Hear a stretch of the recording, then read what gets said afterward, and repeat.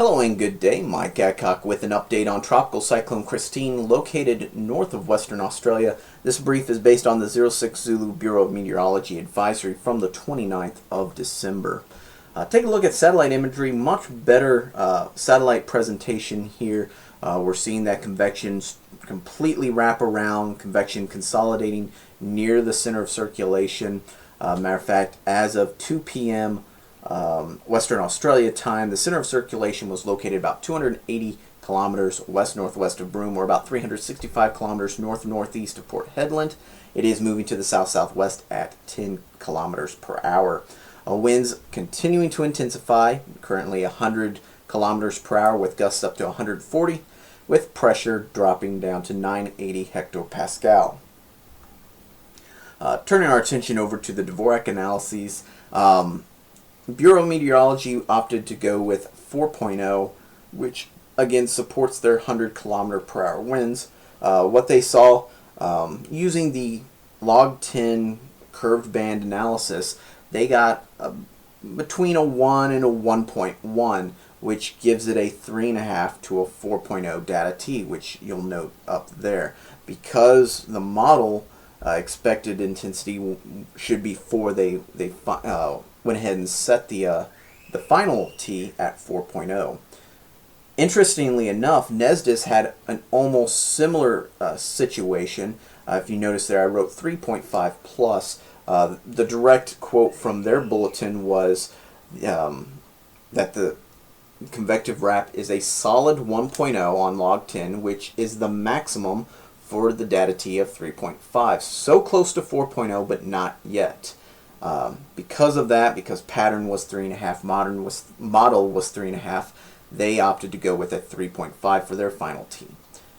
Now, on the other hand, JTWC, I've noticed the past few days they've been relatively conservative and having some difficulties, or at least being the outlier as compared to the other agencies when doing this log 10 wrap. And a lot of it is contributed to the broken up convection that you see. Taking a look here on satellite, you see, solid convection here to the southwest and south of the storm, and then it kind of fizzles out and you get some more blow-ups to the southeast and then to the east, northeast, through the northeast.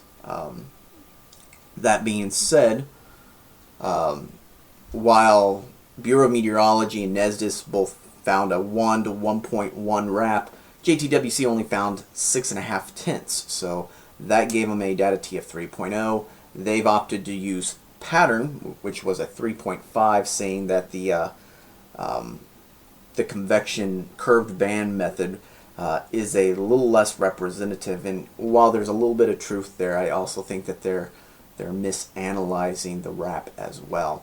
It is throwing the advanced Dvorak technique off as well. 2.7 for its current intensity, which would be about 39 knots.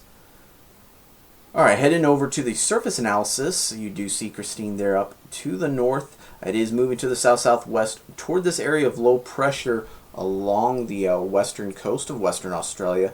This area of low pressure, this trough, is going to continue to move off toward the east and will help influence Christine as it makes landfall, eventually turning it to the southeast, which you do see on the Bureau of Meteorology forecast track.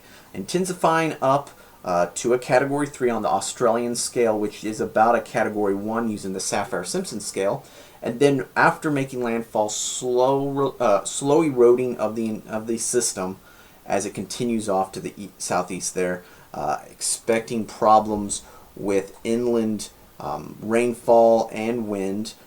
You could see severe winds in and around the track as it continues to decay as it moves southeastward on Tuesday and Wednesday. However, bottom line, the forecast methodology really hasn't changed whatsoever. Atmospheric conditions are very favorable. We've been talking about that for the past few days. It is a little bit larger than normal. We're seeing gales about 140 nautical miles to the south of this system already. So that's going to be the main factor. The storm tide as it makes landfall. What you see there, the area highlighted in dark orange, those are gale warnings for within the next 24 hours. And then Gale watches there highlighted in light orange, of course, for storm information specific to your area. Continue to monitor the forecasts and warnings issued by your local meteorological agency. Here's the JTWC forecast track. Current intensity 100 kilometers per hour with gusts up to 130, so pretty similar solution. And same thing with the track, continuing to make it southeastward, then south, or southwestward, then south, and after making landfall, getting caught up in that trough as it moves off to the southeast. Looking at the models, they're all pretty much in good agreement with the exception of GFDN, which is the westward outlier. So we're going to continue to monitor the progress of that, but that one doesn't seem very likely at this time. Surface weather plots out there starting to show some gusty winds along the coast. Rainfall starting to impact a lot of the locations. Matter of fact, taking a look at Rolly Shoals, about 85 kilometers to the west-southwest of Christine. Winds are gusting out of the south now, 59 kilometers per hour. Actually, that's 59 kilometers per hour is a sustained wind speed. Pressure's down to 986.9 hectopascal. Over toward Broome, we've been tracking it out of there. They've been picking up quite a bit of rainfall throughout the day. Moderate rain currently with gusts up to 54 kilometers per hour. Pressure 1,000 hectopascal. And then over at Port Hedland, still awfully warm. One of the good benefits besides the rainfall is a little bit of relief from the temperatures. If you remember back on the surface weather chart, a lot of temperatures in the mid to upper 30s, which is near 100 Fahrenheit. So the cloud cover, the rainfall, that's going to help cool things off a little bit. But out here at Port Hedland, looking for currently wind gusts up to 67 kilometers per hour, pressure down to 1,000 hectopascal. Of course, keep it tuned to westernpacificweather.com. We're going to continue to update you with the progress of this storm as it makes landfall early on Tuesday morning. And you can also join in on the conversation at storm2k.org. Thank you all for tuning in. Have a great day and take care.